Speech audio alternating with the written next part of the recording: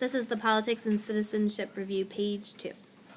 All right, now, some fundamental differences then between the Articles of Confederation and the Constitution. Let's talk about the structure of the government. What did it look like under the Articles versus how it looked like under the Constitution? Connor? The Constitution gave the federal government more power.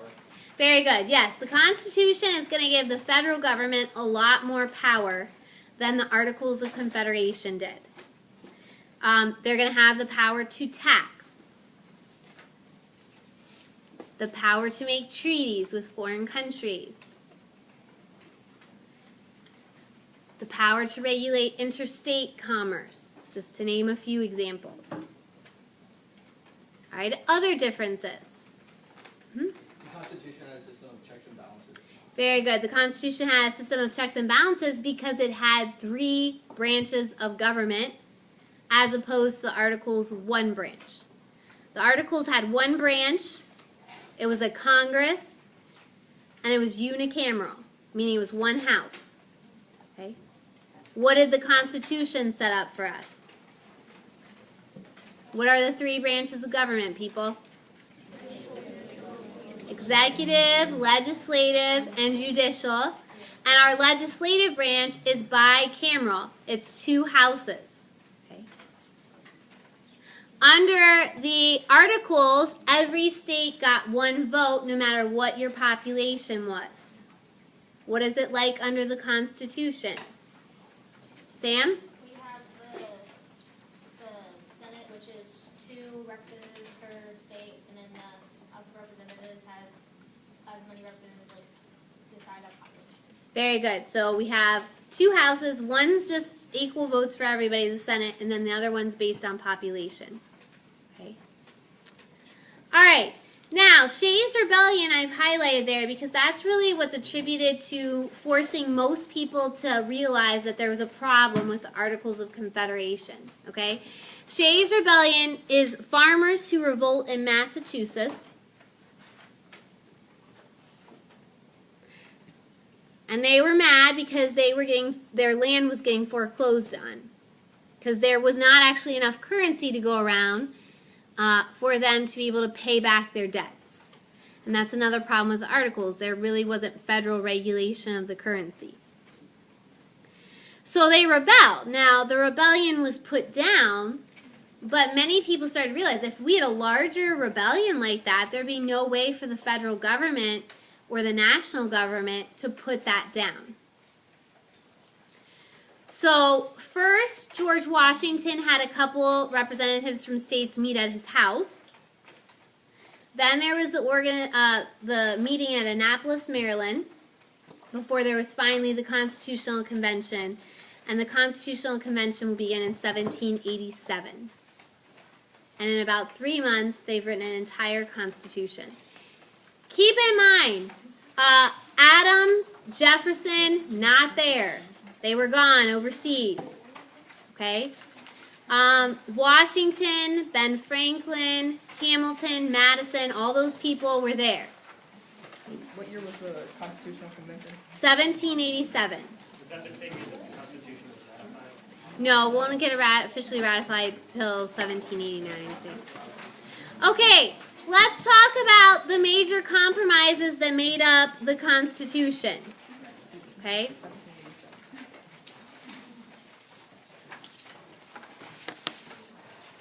All right.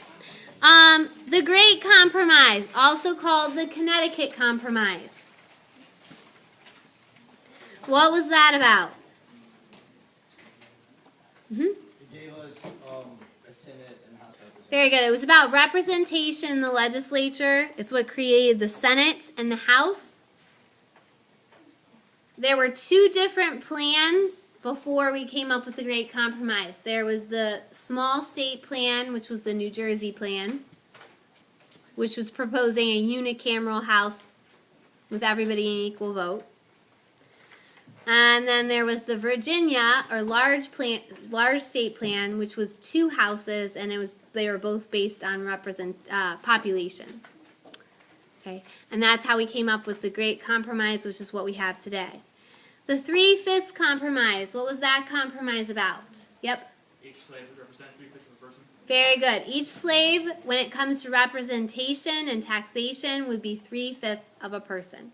And of course, that begins to highlight a debate that is beginning to emerge between North and South over the issue of slavery. And then the commercial compromise. This gave the federal government power to regulate all interstate and international commerce. Regulate all interstate and international commerce. However, they can only tax imports, not exports. They can only put a tariff on imports, not exports.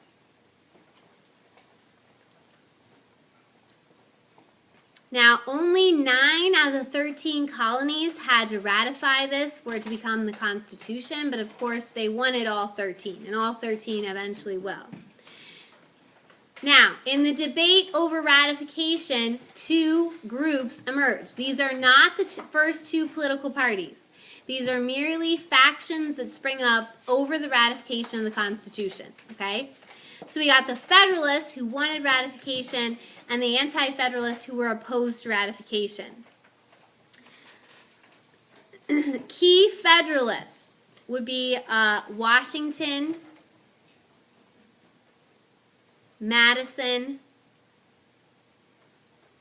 and Hamilton. And what were some of the arguments of the Federalists for why the Constitution should be ratified? Anybody got anything? The Federalist Papers, maybe? Okay, yes, they write the Federalist Papers basically to make their case to the nation. That's Madison, John Jay, and Alexander Hamilton. Okay, and so in there they're going to basically add detail to what they mean by a lot of the ideas and principles behind the Constitution. So they were more organized. But some of the ideas that they promoted, a stronger central government was needed to preserve the country.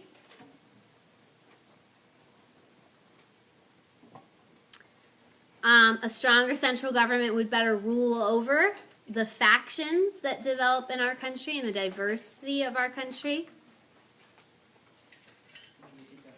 The stronger central government is needed to rule over the different factions.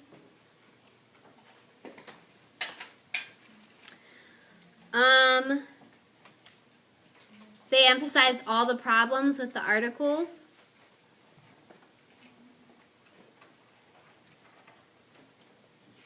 They talked about how the state governments still have power because any power that isn't given to the federal government is reserved for the states.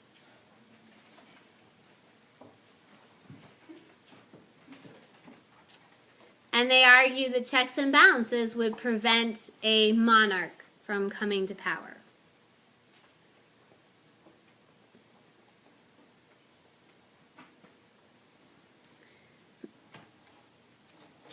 Now, the Anti-Federalists would be people like John Mason,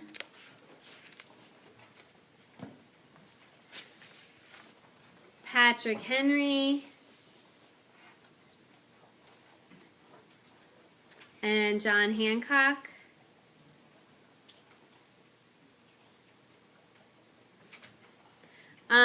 They argued that a stronger central government would become a monarchy.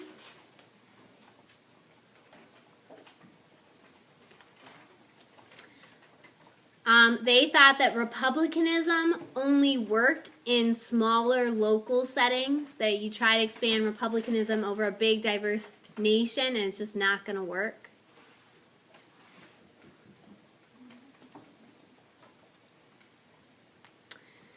They believe it restricted states' rights.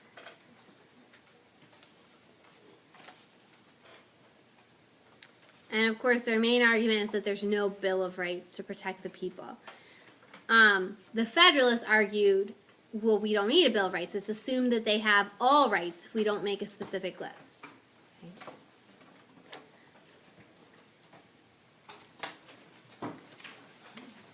All right, the Constitution will be ratified. The first government, first president will take place in 1789 into 1790. And of course, our first president is going to be Washington. What are some of the precedents that Washington set while he was president? Tara? Very good. Having a cabinet. So he organized the executive branch into a cabinet. A 2 terms, yes, and that's going to hold true till the 22nd Amendment after FDR. Yeah, no permanent alliances. That was part of his farewell address. And of course, he also said no political parties. But at the time he was president, the first 2 political parties were already developing. And what were those 2 political parties? Federalists and the Democratic Republicans are the first 2 political parties developing. Also, you may want to note there, while he's in office, Congress, some things that Congress does. They organize the federal courts with the Judiciary Act of 1789.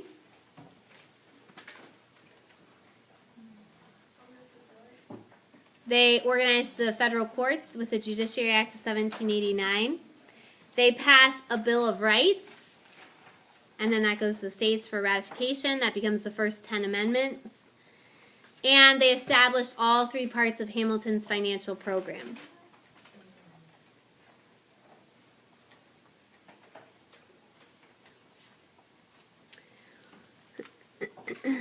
All right, now, John Adams.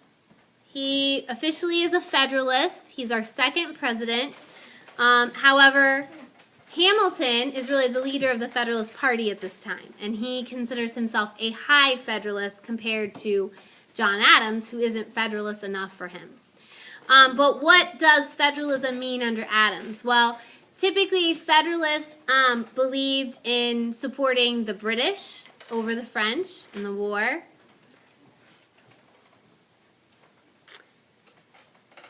He wanted a stronger central government.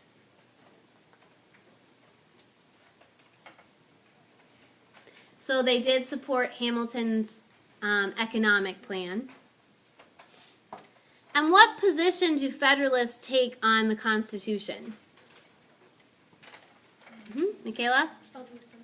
A loose interpretation. They really use that elastic clause or necessary and proper clause to do things that it specifically does not say in the Constitution they can do.